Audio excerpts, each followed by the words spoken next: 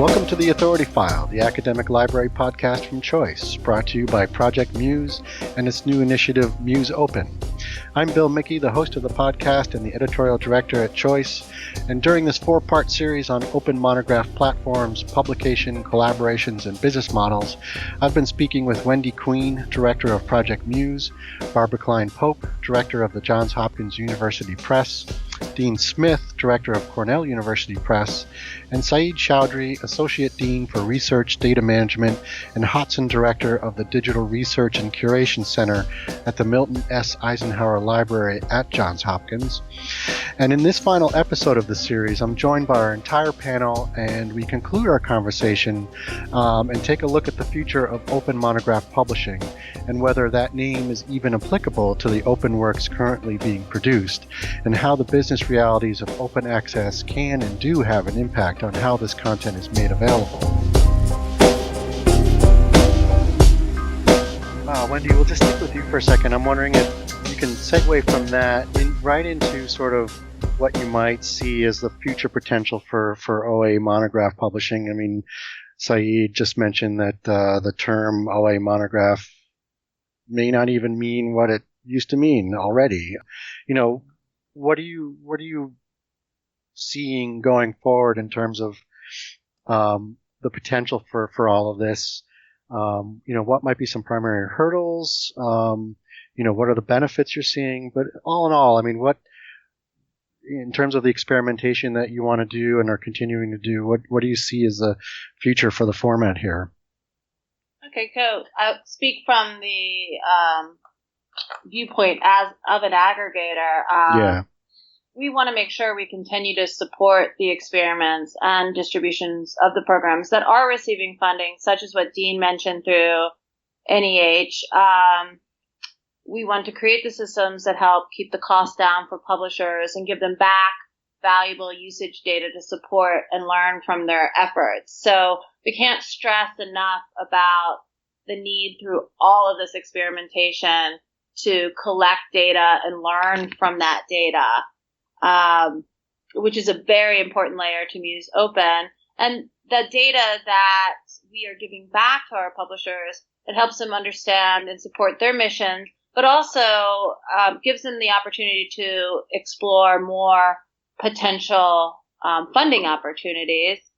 And, we always, as an aggregator, want to continue to have a voice to help develop the solutions to support our publishers. And I do believe the efforts like Black Press in America and the NEH Open eBooks program and many of the experimentations that Cornell is doing is moving us closer to understanding how to partner and experiment effectively. But without those analytics, without these experiments, I can't predict the future there. Right. Barbara, what are you looking forward to here?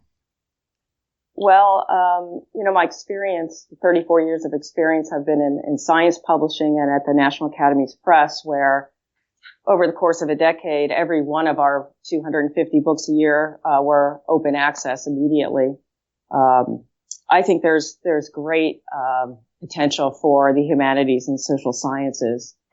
And at this moment, where the humanities and social sciences are, I think there are three major hurdles. And one we talked about in episode 1 was that we're not seeing major demand for open access from the authors of our books, at least in the books division here at Johns Hopkins University Press. And maybe more importantly, we aren't seeing the funding necessary to make this sustainable. Mm-hmm. And to really, flip that model from payment from consumers or readers to the payment that would come from producers. And so these challenges really go hand in hand, because maybe if authors were requesting OA and really saw the benefits of it and really wanted it to happen, that the funding would happen, the funding would occur. Or if the funding were actually already in hand, would every humanities scholar and social scientist really be clamoring to get all of their content OA? And so I think we need both. We need the demand from authors, and we need the funding. And I think that they are inextricably linked. So Okay. you have to really think about that. So it's not a chicken or egg type of situation here. It's really, we need both is what you're saying. We do need both. Yeah. Dean, I imagine you would agree with that. I definitely agree with that. Yeah. I also think, and just in the scholars that I've talked to, Barbara mentioned the demand not being there, but there's also an educational piece that I think libraries and publishers can provide in terms of just talking about what open access actually means. There's a perception that it means that, the manuscript won't go through the rigorous peer review. And that's not true. It will go through the same process or peer review process as anything else. But I've had that question several times from scholars about, the assumption that this is somehow not going to have as much rigor into it, and that's not the case. Right. The other piece of it is the funding aspect that Barbara mentioned. We look at, it probably costs us to do any one of the monographs that we're doing fully loaded $13,000 to $15,000, and that's an educational piece on the part of the publishers, that publishers need to educate libraries in the ecosystem that these costs are real. You're looking at, our average revenue per title has dropped from, say, 10,000 per title to down to 6,500. So you're covering about 50% of the cost for a large number of titles that you're doing. So that whole being able to tell our story in terms of what it is we're actually doing, how we're doing it, is important too. Right. And then Sayeed, I'm wondering if you could provide a little perspective on the library part of this puzzle. I mean, what is the future looking like for I guess the library perspective in OA monographs? I think fundamentally what I obviously I can't speak for the whole library community, but what Sure. I worry about more than anything is that the library community become part of this landscape and not believe that it can own this landscape or somehow move the needle on its own. And as strange as it sounds, I'll give you a sort of metaphor that the Mellon Foundation just gave the Internet Archive a grant for preservation of OA journals and OA articles. And there's some conversation about, the Internet Archive, I mean, are they a library? They're not a research library, certainly. And my response has been, if they went out there and came up with a very clever way of thinking about this problem, then more power to them. And they are interested in talking to research libraries and engaging with us and asking, what have you done? How can we learn from you? And so on. Right. But we all need new players, new perspectives, but we also need to understand that there's an existing set of practices and processes and relationships and networks. So I hope that the library doesn't think of itself as on the outside, sort of examining this and figuring it out on its own, but becoming much more part of these conversations and these experiments, and to do these together. Muse Open is an initiative to distribute open access monographs on the Project MUSE platform with a best-in-class, scholar-informed user experience. Supported by a grant of nearly $1 million from the Mellon Foundation, Project MUSE's goal is to deliver OA monographs that will be broadly shared, widely discoverable, and richly linked. Through collaboration with its participating publishers, hundreds of books will be freely available on Muse when it launches its newly redesigned platform this summer. Muse Open amplifies Muse's commitment to the scholarly community with OA monographs that are visible, fully integrated in the research process, and potentially transformative on their trusted and highly diversified platform. To find out more, go to muse.jhu.edu/museopen and follow Project MUSE on Twitter, Facebook, and LinkedIn. And it's sounding like, between what you're saying, Sayeed, and what Dean has mentioned as well, that, how much room is there here for sort of that ideological approach to OA versus, we really need to start thinking about A, sustainability, and B, the sort of infrastructure that will really make this work. Are we seeing sort of a need to move into sort of the more practical considerations in terms of education, sustainability, technological evolution, that kind of thing? Yeah, I'll quote my boss. That's a safe thing to do, right? Sure. He's the dean of libraries here, Winston Tabb. Fairly early after he arrived here, and I was talking to him about how we should think about things. He said something I distinctly remember. He said, we need to act with principles, but we can't always make our business decisions based on principles. Yes. So clearly I've been thinking about that ever since he said it. So I think the ideological conversations are important. Don't get me wrong. And I think they need to happen. But how those translate to business decisions, and they are business decisions, yes, there are multiple pathways for that. I'll just say it that way. Okay. Dean, I imagine you're thinking the same thing?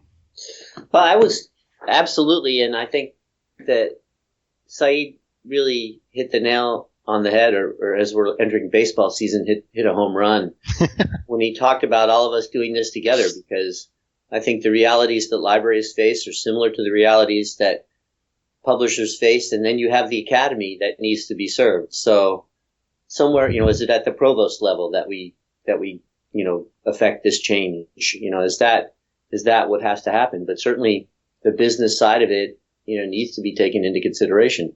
And that also has to do, I think, with priorities and what the priorities are for scholarship and advancing scholarship. So I was just almost fell out of my chair when Sayeed said that. I thought that was just right on, exactly where we need to be. So. Right.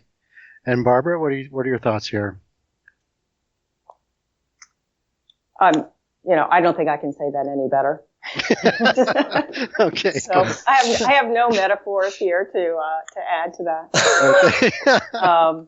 I will just say that, the collaborations going on here at Hopkins, I'm relatively new here, between the library and between MUSE and the book division here.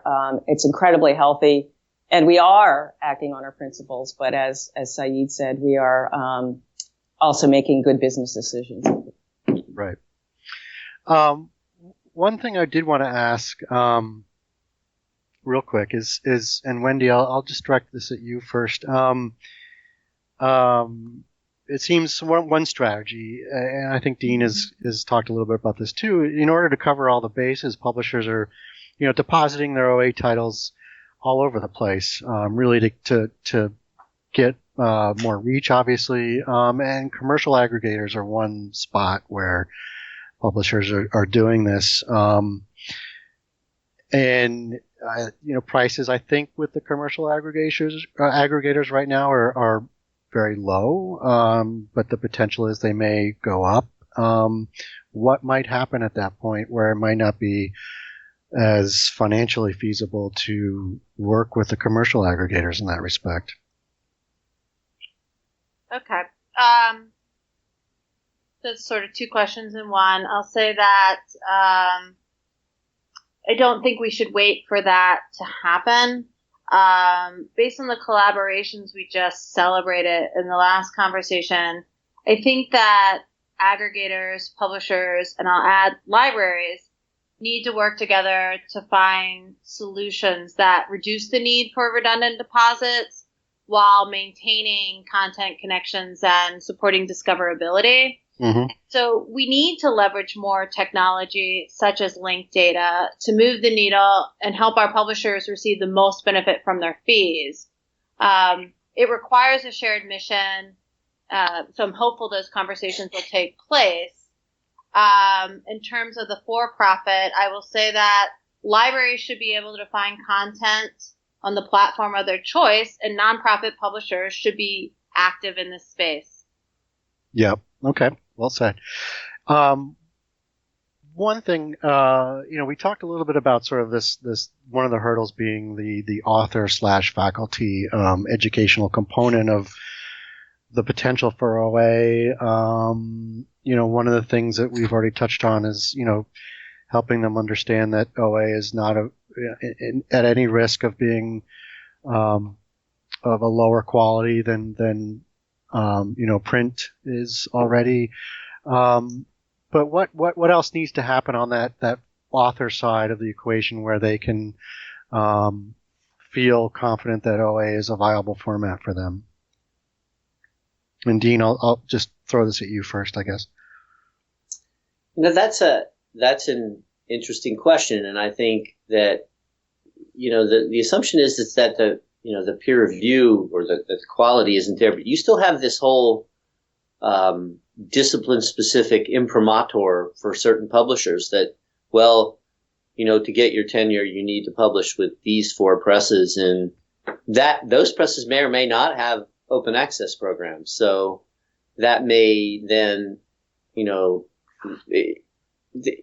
the authors have a desire to have the broadest possible reach, because with these books, we can't, for books that we're selling that are behind firewalls, we can't get, it doesn't appear, the same widespread discoverability or at least the same reach. And so, that's going to be, I think, an author by author decision. But I think with more collaboration with the library, and I think we're trying to, at Cornell, we have this initiative where the library is looking, in 2019 at something called giving back to the world. And they're trying to look at open access as a way to, on the journal side, lessen some of the subscription fees, but they're also looking at monographs too, and they're trying to generate interest within departments to, for scholars to move in an OA direction. But it's not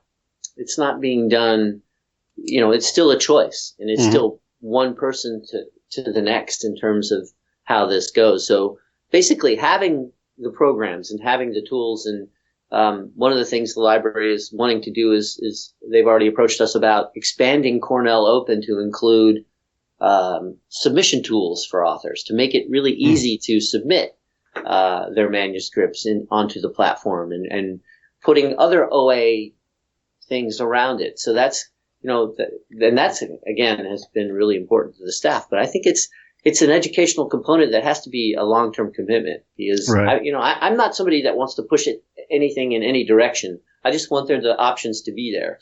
So. Yep. And Barbara, I wanted to give you a chance to jump in here too.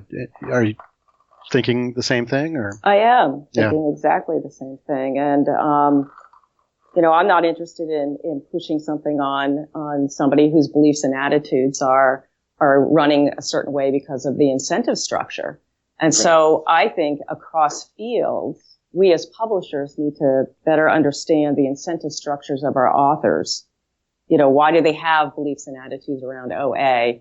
And be able to then offer OA services or correct myths, or, be able to address people's concerns or issues based on their own incentive structures. But we need to understand what those are within each discipline.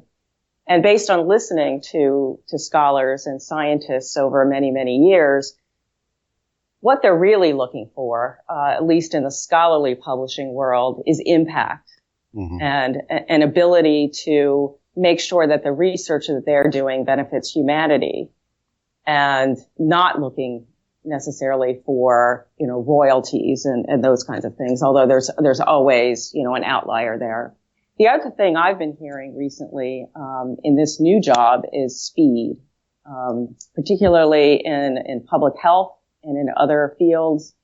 Speed and impact seems to be what people are looking for, outside of making sure that whatever they publish helps them with their tenure and promotion.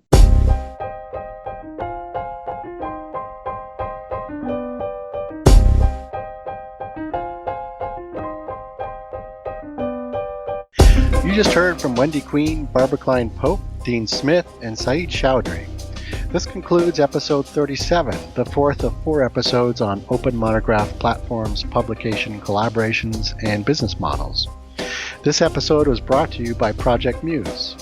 You can find all of the episodes of The Authority File on your favorite podcast app or on our website, choice360.org. Just click on the librarianship dropdown. That's all for this week, and thanks for joining us.